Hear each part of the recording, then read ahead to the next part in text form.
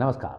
वार्तिक TV के इस खास शो में आपका स्वागत है और आग्रह यह है कि YouTube का जो हमारा चैनल है उसको आप सब्सक्राइब भी कर लीजिए और अपने दोस्तों को हमारा जो एक खास तौर पर राष्ट्र सेवा का जो ये नैरेटिव है इसको आपके दोस्तों तक पहुंचाइए, आपके मिलने वालों तक पहुंचाइए, जिससे कि ये जो प्रोग्राम्स हैं ये ज़्यादा से ज़्यादा लोगों तक पहुँचें और हमें भी ये लगे कि हम वो जो काम करना चाह रहे हैं उसकी रीच जो है वो प्रॉपर लोगों तक, प्रॉपर ऑडियंस तक पहुंच रही है।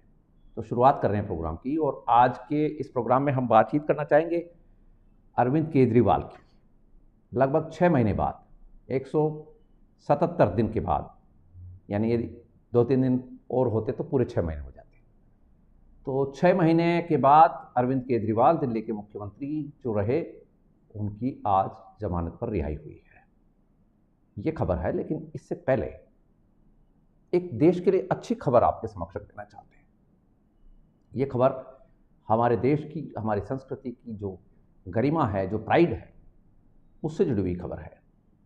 अंडमान निकोबार द्वीप समूह जो है हमारा, जिसको विदेशियों ने आकर कब्जा कर लिया था और बाद में अंग्रेजी फौजों ने उसका नाम पोर्ट ब्लेयर, उसकी राजधानी का नाम किया था।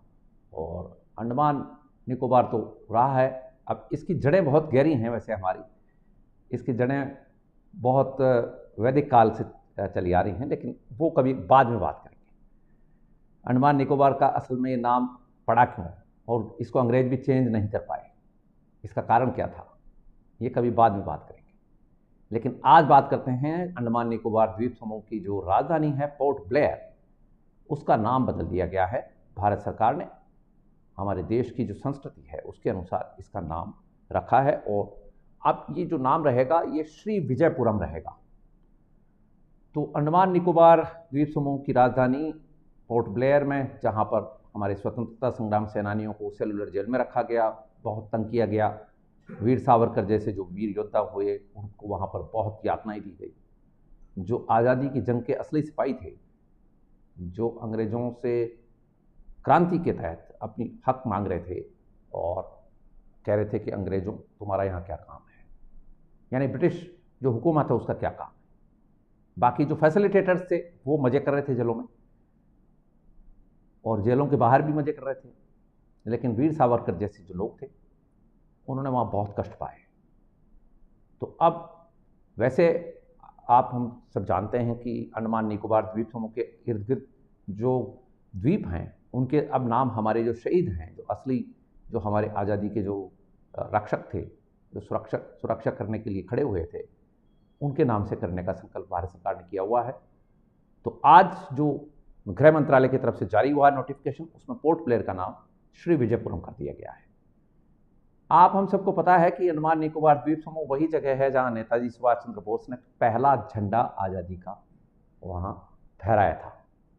भारत की आज़ादी का पहला झंडा अंडमान निकोबार द्वीप समूह में सुभाष चंद्र बोस गए थे। तो नेताजी का वहाँ बड़ा योगदान है और बेसिकली पोर्ट ब्लेयर जो नाम है वो गुलामी का प्रतीक तो है ही है। तो गुलामी के प्रतीकों के साथ सरकार जिस तरह से हैंडल कर रही है ये एक अच्छी बात है।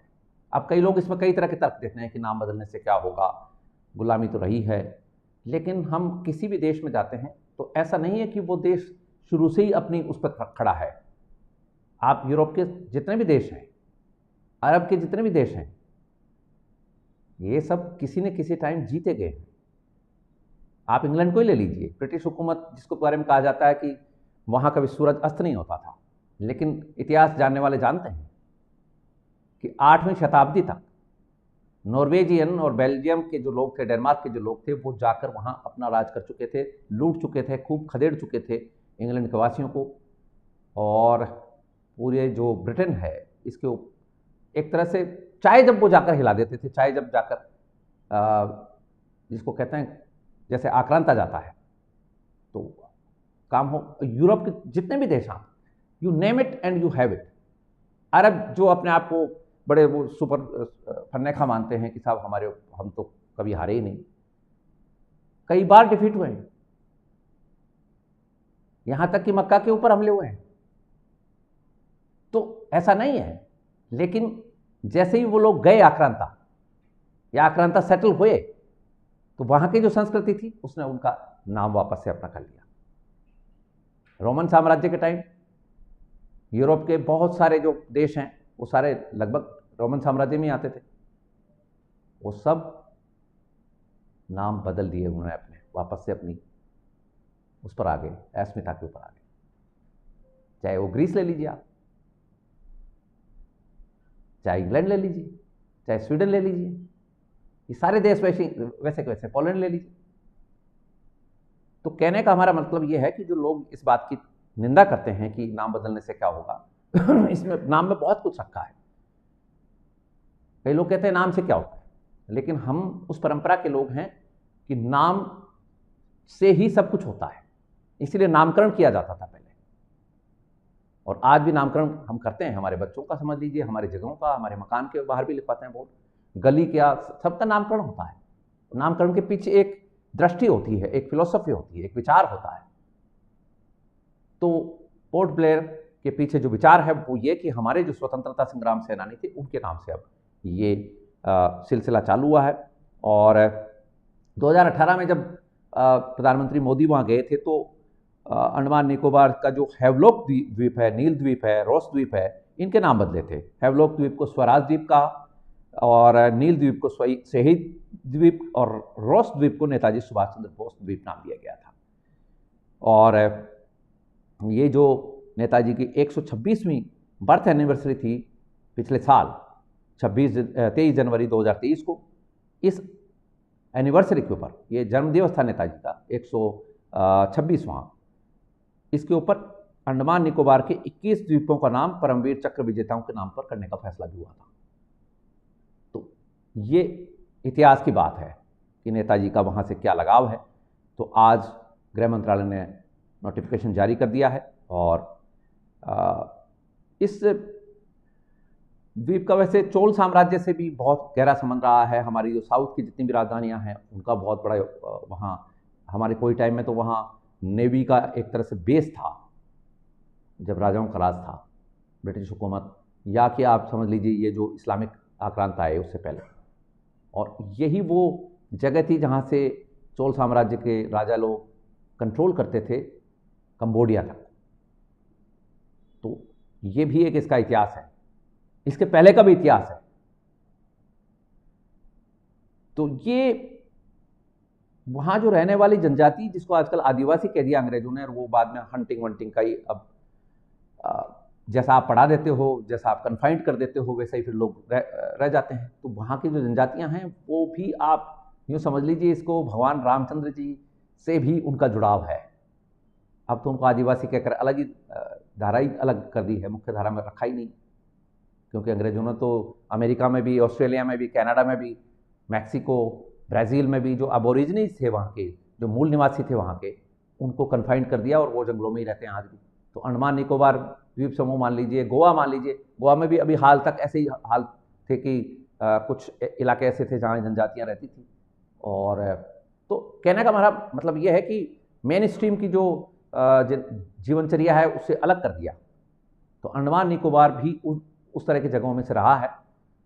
और ये जो सिलसिला शुरू किया है सरकार ने, ये एक सराहनीय कदम है, देश के लिए खुशखबरी है, इसलिए हमने इसको सबसे पहले खबर के तौर पर लिया है। और आपको ध्यान होगा प्रधानमंत्री मोदी जब गए थे तो फ्लैश लाइट मोबाइल की जलवाई थी उन्होंने, और वो बड़ा एक ऐतिहासिक सीन बना था 2018 में। तो पोर्ट ब्लेयर का दौरा किया था उन्होंने, सेलुलर जेल का भी दौरा किया था। ये वही जगह है जहाँ का नाम श्री विजयपुरम किया है। तो वो श्री विजयपुरम चोल साम्राज्य से जुड़ा हुआ मामला है, ये इतिहास है, तो इसलिए एक अच्छी खबर है। अब बात कर लेते हैं देश की राजनीति से जुड़ी हुई। आज सुप्रीम कोर्ट ने दिल्ली के पूर्व मुख्यमंत्री अरविंद केजरीवाल, अब पूर्व इसलिए कह रहे हैं हम कि अभी वहाँ वो मुख्यमंत्री के तौर पर काम नहीं कर सकते हैं, ये सुप्रीम कोर्ट ने आज शर्त लगा दी है। जमानत तो दे दी, लेकिन इसमें शर्तें लगा दी हैं। तो देखना यह होगा कि केजरीवाल की राजनीति आज सुप्रीम कोर्ट के इस फैसले से, जमानत के फैसले से किस तरह से उभर पाएगी। क्या केजरीवाल मुख्यमंत्री के तौर पर कुछ कर पाएंगे आगे आने वाले दिनों में? क्या उनको रिलीफ मिलेगी, या कि वो सामान्य वैसे ही एक जैसे मुलजिम कोई भी अभियुक्त है वो जमानत पर आ जाता है वैसे ही रहेंगे। तो दिल्ली के मुख्यमंत्री का क्या होगा, क्योंकि 6 महीने से दिल्ली के मुख्यमंत्री की कुर्सी खाली पड़ी है। एलजी के अधिकार, लेफ्टिनेंट गवर्नर जिसको उपराज्यपाल कहते हैं, उसके अधिकार बढ़ा दिए हैं सरकार ने। तो क्या वहाँ राष्ट्रपति शासन लगाने की तैयारी है गृह मंत्रालय की, ये भी देखने वाली बात रहेगी, क्योंकि 6 महीने तक दिल्ली की जनता को मुख्यमंत्री नहीं मिल रहा है, वहाँ चुनी हुई सरकार है, विधानसभा भी है, विधानसभा भी भंग नहीं हुई है। तो किस तरह से आगे चलेगा, क्योंकि आम आदमी पार्टी के बहुत सारे नेता जो हैं वो आरोपों के घेरे में हैं और जेल भी जा चुके हैं। आप संजय सिंह को ले लीजिए, चाहे मनीष सिसोदिया को ले लीजिए, सत्येंद्र जैन। तो ये इस तरह का एक बड़ा केओटिक सिचुएशन है दिल्ली में, क्या होगा आगे ये नजर है। लेकिन जो संभावनाएं हैं वो यही हैं कि एलजी ही अब काम संभालेंगे, क्योंकि सुप्रीम कोर्ट ने जमानत तो दे दी और आज शाम को अरविंद केजरीवाल बाहर भी आ गए हैं। अब से करीब 1-1.5 घंटे पहले, करीब 6:15 बजे अरविंद केजरीवाल तिहाड़ जेल से बाहर आए हैं। और ये बेसिकली अभी पूर्णतः छूट नहीं मिली है अरविंद केजरीवाल को। शराब नीति केस में जो सीबीआई ने केस दर्ज किया था उसमें जमानत मिली है। तो ईडी वाले मामले भी हैं, और भी मामले हो सकता है दर्ज हो जाएं, क्योंकि इसमें एंटी करप्शन भी आएगा। तो ऐसा नहीं कि अरविंद केजरीवाल पूरी तरह से इससे ये समझ लें कि वो अभी घेरे में नहीं आएंगे, क्योंकि ये आरोप उनके ऊपर बहुत बड़े हैं और जिस तरह से गोवा के चुनाव में पैसा गया था वो आरोप बहुत गंभीर हैं। तो आज हालांकि केजरीवाल ने भगवान को याद किया है। वैसे तो केजरीवाल की जो फितरत है वो अलग है, लेकिन आज उन्होंने कहा कि भगवान का आशीर्वाद है। तो चलिए, कम से कम ये जो लोग हैं ये भी इस तरह की सोच तो रखते हैं, अन्यथा तो सेकुलरिज्म करते करते सीजीआई चंद्रचूड़ के घर पर गणेश पूजन होती है तो भी चिल्ला चोट है कि साहब सीजीआई सेकुलर देश में गणेश पूजा कर रहे हैं, प्रधानमंत्री को बुला रहे हैं। अरे भाई, हर व्यक्ति की खुद की निजी स्वतंत्रता भी तो है, निजी धार्मिक स्वतंत्रता भी तो है। उसकी रिलीजियस फ्रीडम का क्या करोगे? वो क्या निजी जीवन में व्यक्ति नहीं है? क्या सुप्रीम कोर्ट का चीफ जस्टिस या राष्ट्रपति अपने निजी जीवन में व्यक्ति नहीं है? और भारत में देखिए आप जरा, अल्पसंख्यक जो त्योहार हैं उनकी पूरे भारत में छुट्टी है। हिंदुओं के कई फंक्शन ऐसे, कई पर्व ऐसे हैं, त्योहार ऐसे हैं जिनकी छुट्टी पूरे भारत में नहीं होती। लेकिन बकरीद की लो आप, चाहे मुहर्रम की लो, ये सब तो है। क्रिसमस की लो, क्रिसमस में तो सुप्रीम कोर्ट भी, हाई कोर्ट्स भी उसी तरह छुट्टियां करते हैं जिस तरह से अंग्रेज के टाइम में होती थी, ब्रिटिश हुकूमत के टाइम होती थी। तो अभी भी हम वैसे ही चल रहा है। लेकिन तो बहरहाल तिहाड़ जेल से तो बाहर आ गए अरविंद केजरीवाल। लेकिन राजनीति का जहां तक सवाल है, इसमें 5 शर्तें सुप्रीम कोर्ट ने लगाई हैं और ये 5 शर्तों में पहली शर्त है वो ये है कि मुख्यमंत्री के बतौर अरविंद केजरीवाल काम नहीं कर पाएंगे। उनको किसी भी फाइल पर साइन करने से रोक दिया गया है। तो मुख्यमंत्री कार्यालय में नहीं जा सकेंगे, कोई फाइल साइन नहीं कर पाएंगे, कोई फाइल देख नहीं पाएंगे, किसी भी सरकारी फाइल पर साइन नहीं कर पाएंगे। और ये जो केस चल रहे हैं इनसे जुड़ा हुआ कोई भी बयान नहीं देंगे, सार्वजनिक बयान। और 10 लाख रुपए के बॉन्ड के ऊपर आज उनकी रिहाई हुई है।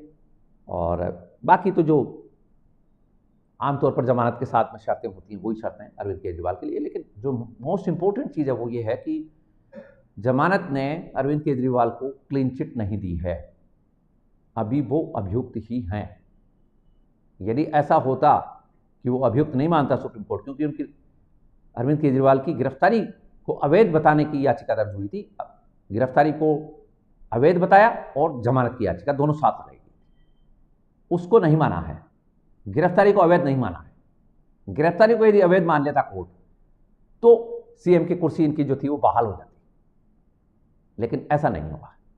तो ये एक बड़ी बात है जिसमें अरविंद केजरीवाल आगे भी अपनी राजनीति को किस तरह कर पाएंगे, किस तरह से वो अपने जो शिष्य हैं भगवंत मान, अब भगवंत मान तो पंजाब के चीफ मिनिस्टर हैं, लेकिन अरविंद केजरीवाल कहीं के चीफ मिनिस्टर नहीं है।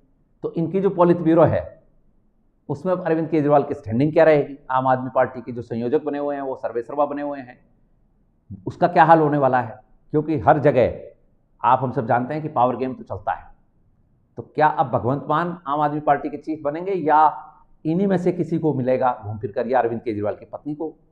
तो ये एक पहेली है अभी।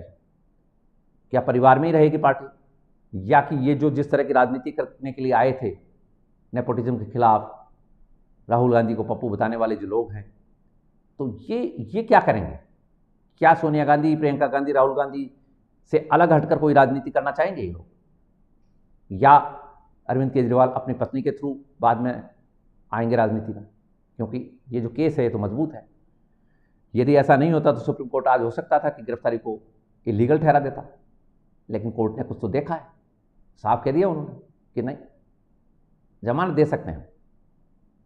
क्योंकि बेल जो है, bail is rule, arrest is exception. गिरफ्तारी अपवाद है एक तरह से जुडिशरी में। गिरफ्तारी तब करनी चाहिए जब बहुत जरूरी हो, अन्यथा जमानत। तो ये तो है, जमानत तो होनी ही थी, 6 महीने हो गए हैं। तो अरविंद केजरीवाल की राजनीति का आगे क्या होगा ये देखने वाली बात रहेगी। और अब एक खबर ऐसी है जिससे कि थोड़ा सा चिंता का सा मामला है, ये चिंताजनक खबर है, क्योंकि ये विश्व समुदाय को चिंतित होने वाली खबर है आज। और ऐसा लगता है कि अब बाइपोलर होने वाला है मामला। जिस तरह से नेटो देशों की तरफ से इशारा आया है वो थोड़ा सा गंभीर है। ये मीडिया रिपोर्ट्स के मुताबिक अमेरिका और ब्रिटेन इस बात पर विचार कर रहे हैं कि रूस पर यूक्रेन की तरफ से बैलिस्टिक मिसाइल्स जो दूर तक वार करती हैं, इन मिसाइल्स का उपयोग करने की इजाज़त दे दी जाए। अब तक इसके ऊपर प्रतिबंध है, अभी तक कन्वेंशनल वॉर टाइप ही चल रहा है। लेकिन यदि ये वॉर हो गया तो ये सोफिस्टिकेटेड वॉर होगा। ये जिसको कहते हैं ना जंग का एक पैमाना बढ़ जाना, तो ये कन्वेंशनल से अलग चला जाएगा, फिर ये वॉर अलग होगा। अब इसमें यदि ये शुरुआत हो गई तो नेटो देशों को आना पड़ेगा, क्योंकि यूक्रेन के पास न तो बैलिस्टिक मिसाइल्स हैं, और बैलिस्टिक मिसाइल्स को दागने के लिए जो सैटेलाइट सिस्टम होना चाहिए वो भी यूक्रेन के पास नहीं है। वो भी नेटो देशों के जो पड़ोसी यूरोपीय देश हैं इन्हीं के पास है या अमेरिका के पास है। इधर चाइना और हमारे पास भी है, लेकिन यूक्रेन के पास नहीं है। तो ये एक बहुत बड़ी बात है जिसमें कि नेटो देशों के ही सैनिक आएंगे फिर इन सब बैलिस्टिक्स को ऑपरेट करने के लिए। ये जो मिसाइल्स होंगी ये बड़ी लंबी दूरी वाली, इनको ऑपरेट करना यूक्रेनी सैनिकों के बस की बात नहीं है। तो जब नेटो के सैनिक आएंगे और ये एक बड़ा वॉरफेयर मेगा स्केल के ऊपर होगा, तो रूस की तरफ से धमकी आ गई। रूस ने कहा कि हम डट कर मुकाबला करेंगे, यदि नेटो देश आते हैं हमारे ऊपर हमला कराते हैं तो हम इसका पूरी तरह से जवाब देंगे। तो व्लादिमीर पुतिन ने बहुत गंभीरता से ये कहा है कि नेटो रूस के खिलाफ यदि जंग में उतरता है तो इसका कड़ा जवाब दिया जाएगा। अब देख लीजिए आप क्या होने वाला है। अब बात यह है, पुतिन ने एक बहुत गंभीर बात और कही है। पुतिन ने कहा कि यदि अमेरिका इस युद्ध में उतरा तो विश्व में बहुत कुछ बदल जाएगा। अब ये किस तरह का इशारा है ये आप सोच सकते हैं, क्योंकि रूस और चीन नेटो के खिलाफ एकजुट है और चाइना रूस की मदद कर रहा है। यदि नेटो देश इस तरह की हरकत करते हैं तो दो बड़ी महाशक्तियां रूस और चीन एक तरफ होंगे। अब बाकी के देश हैं वो किस तरफ होंगे ये अलग बात है। लेकिन नेटो देश और अमेरिका तो एक ही हैं, तो ये युद्ध की गंभीरता बहुत ज़्यादा बढ़ जाएगी। अभी तक तो ये बैटल है एक तरह का, वॉर नहीं है, लेकिन अब वॉर में बदल जाएगा। तो ये एक पूरे दुनिया के लिए बहुत चिंताजनक बात है। और आज जो है ब्रिटेन के प्रधानमंत्री कीर स्टारमर और अमेरिका के राष्ट्रपति जो बाइडेन की बैठक होने वाली है व्हाइट हाउस में। अब तय हो जाएगा आज रात को कि जो प्रतिबंध है यूक्रेन के ऊपर या यूक्रेन के इस युद्ध में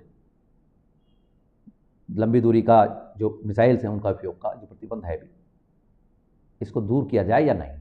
आज ये फैसला हो जाएगा व्हाइट हाउस में रात को हमारे समय के अनुसार। वहाँ दिन अब सवेरा होने की तरफ है, तो वहाँ आज मीटिंग है भारतीय समय के अनुसार आज।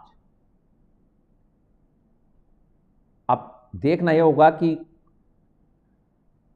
ये किस तरह का युद्ध छिड़ने जा रहा है। कल गुरुवार को अमेरिकी विदेश मंत्री एंटनी ब्लिंकन ने कहा था कि अमेरिका रूस के भीतर सैन्य ठिकानों पर लंबी दूरी के हथियारों का इस्तेमाल करने पर यूक्रेन पर लगे प्रतिबंधों को हटाने वाला है। और आज मीटिंग है कीर स्टारमर की जो बाइडेन के साथ, तो बहुत गंभीर बात है ये। और ब्लिंकन ने यह भी कहा था कि रूस के पास ईरान से बैलिस्टिक मिसाइल्स आ रही हैं, ये भी खबर। और इसका मतलब ये है कि रूस का हमला और तेज होगा। ईरान में तैयार हो रही हैं मिसाइल्स। अब ईरान का आप हम सब जानते हैं कि ईरान उस ब्लॉक को ज्वाइन करेगा जो ब्लॉक अमेरिका के खिलाफ होगा, क्योंकि वो अमेरिका का कट्टर दुश्मन है। तो आप देख रहे खाड़ी देशों में भी युद्ध की झलक आएगी। सऊदी अरब उस तरफ जाएगा, पाकिस्तान बीच में रहेगा। पाकिस्तान का कोई लेना देना वैसे भी नहीं हो, लेकिन पाकिस्तान टुकड़ा खाएगा। जैसे शिकार के बाद शेर शिकार करता है तो उसके बाद जो भेड़िए मजे लूटते हैं, वैसे पाकिस्तान है। देखने वाली बात रहेगी कि क्या होने वाला है। और यूक्रेन काफ़ी टाइम से इसकी इजाज़त मांग रहा है अमेरिका से, नाटो देशों से, कि भाई हमें मिसाइल्स का उपयोग करने दो। तो अब यूक्रेन थोड़ा सा हौसला भी है यूक्रेन के पास। अभी पीछे दिनों रूस की सीमाओं में घुसकर यूक्रेन हमला कर रहा है, तो अब युद्ध की गंभीरता बढ़ेगी।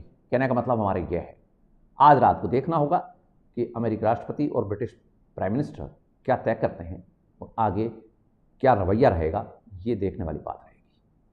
तो आज हम इस खबर को आपके समक्ष रख रहे हैं। और खबरें वैसे इस तरह की आ रही हैं जिससे कि लग रहा है ऐसा कि अब कुछ ना कुछ बड़ा युद्ध की तरफ संकेत हो रहे हैं, क्योंकि इजराइल भी तंग है। और ये जो इजराइल का जो मामला है, ये चूंकि अमेरिका में आप हम सब जानते हैं कि इजरायलियों की कितनी ताकत है, ये क्या चाहेंगे, ये भी बात है। क्योंकि इसमें इस रीजन में यदि कुछ होता है तो फिर इजरायली भी डोमिनेंस में आते हैं। तो ये देखने वाली बात रहेगी। तो आगे देखते हैं क्या होता है, आपको अपडेट मिलती रहेंगी। आपने हमारा प्रोग्राम ज्वाइन किया, इसके लिए आपका बहुत बहुत आभार, धन्यवाद। I wish you good luck, success and happiness. Thank you so much.